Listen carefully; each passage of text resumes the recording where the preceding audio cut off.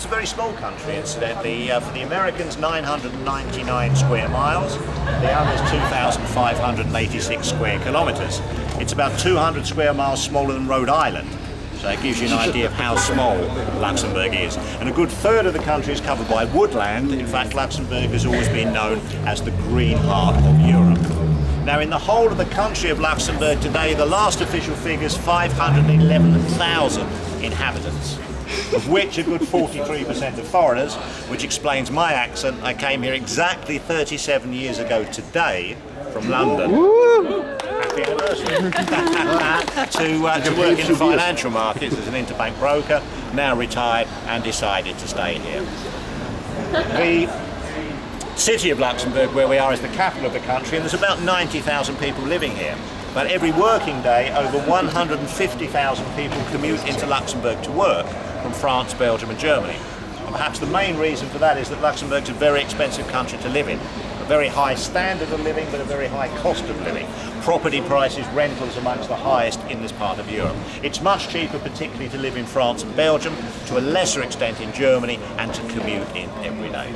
3 official languages. In 1984, Luxembourgish became the national language. Luxembourgish is a Germanic dialect, to be more correct, a Moselle Frankish dialect. The Moselle, the river, of course. The Franks are Germanic people who lived in this whole part of Europe for many centuries. I'm sure you've heard of the Emperor Charlemagne or Karl the Great, the first emperor of the Holy Roman Empire in the year 800. He was Frankish. So the Luxembourgish language is Germanic, but over the centuries has picked up lots of French. French and German are the so-called administrative languages. French is the legal language, but with all the different nationalities living here, a lot of other languages are spoken in Luxembourg. Up until the early 70s, steel was the most important industry here.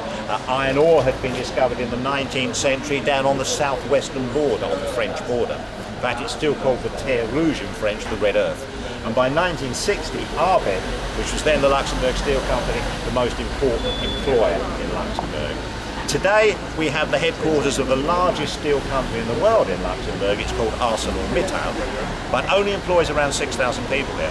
And they make a very special girder here. It's called a jumbo girder or a grey girder, and it has very wide flanges on it, so it can carry a lot of weight. It's used in skyscraper production as well. So over 42,000 tonnes of Luxembourg grey girders will eventually be used in the construction of the Freedom Tower, to be erected on Ground Zero.